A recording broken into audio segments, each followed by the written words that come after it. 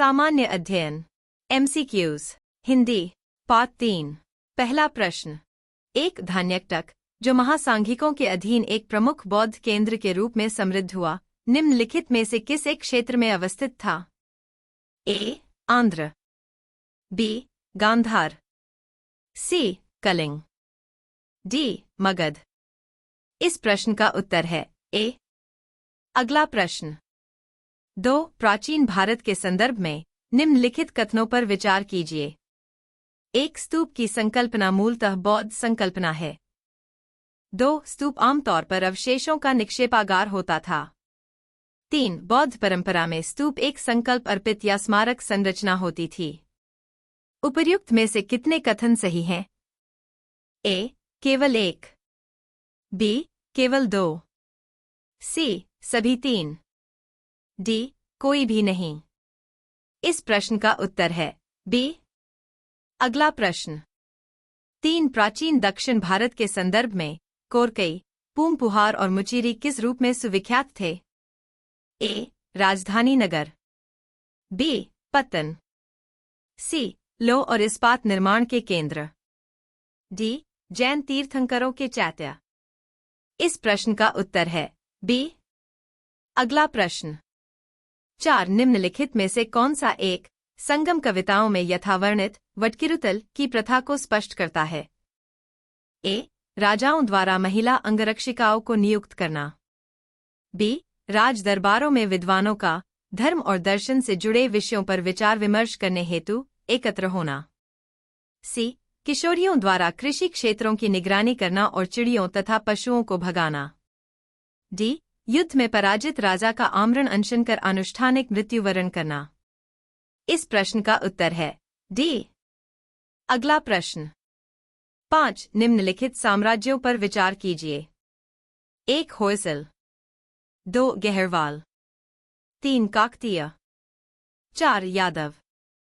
उपर्युक्त में से कितने साम्राज्यों ने अपने राजाद्य 8वीं शताब्दी ईस्वी में स्थापित किए? A. केवल 1, B. केवल 2, C. केवल 3, D. किसी ने नहीं। इस प्रश्न का उत्तर है D। अगला प्रश्न।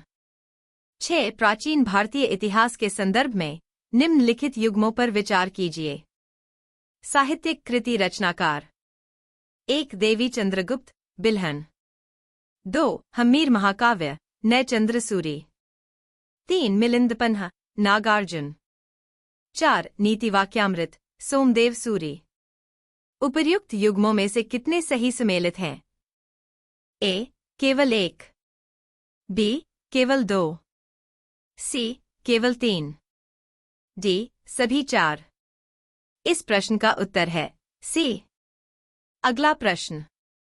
7. आत्मा केवल जंतु और पादप जीवन की संपदा नहीं है, बल्कि शिलाओं, प्रवाहित जलधाराओं और अन्य अनेक प्राकृतिक वस्तुओं की भी है, जिन्हें अन्य धार्मिक संप्रदाय जीवित नहीं मानते। उपर्युक्त कथन प्राचीन भारत के निम्नलिखित में से किस एक धार्मिक संप्रदाय के एक मूलभूत विश्वास को प्रतिबिंबित करता है? A. बौद्ध परंपरा, B. जैन परंपरा, C. शैव परंपरा, D. वैष्णव परंपरा। इस प्रश्न का उत्तर है B। अगला प्रश्न। 8. विजयनगर साम्राज्य के इनमें से किस एक शासक ने तुंगभद्रा नदी पर एक विशाल बांध निर्मित किया और नदी से राजधानी नगर तक कई किलोमीटर लंबी एक नहर और कुलिया का निर्माण किया? A. देवराय प्रथम, B. मल्लिकार्जुन, C. वीर विजय, D. विरूपाक्ष। इस प्रश्न का उत्तर है A। अगला प्रश्न। 9. मध्यकालीन गुजरात के इनमें से किस एक शासक ने दीव को पुर्तगालियों के सुपुर्द कर दिया? A. अहमद शाह, B. महमूद बेगरा, C. बहादुर शाह, D. मुहम्मद शाह। इस प्रश्न का उत्तर है C। अगला प्रश्न। 10. निम्नलिखित में से किस एक एक्ट द्वारा बंगाल के गवर्नर जनरल को भारत के गवर्नर जनरल के रूप में अभिहित किया गया था? A. Regulating act, B. Pitt's India act, C. 1793 का चार्टर एक्ट, D. 1833 का चार्टर एक्ट। इस प्रश्न का उत्तर है डी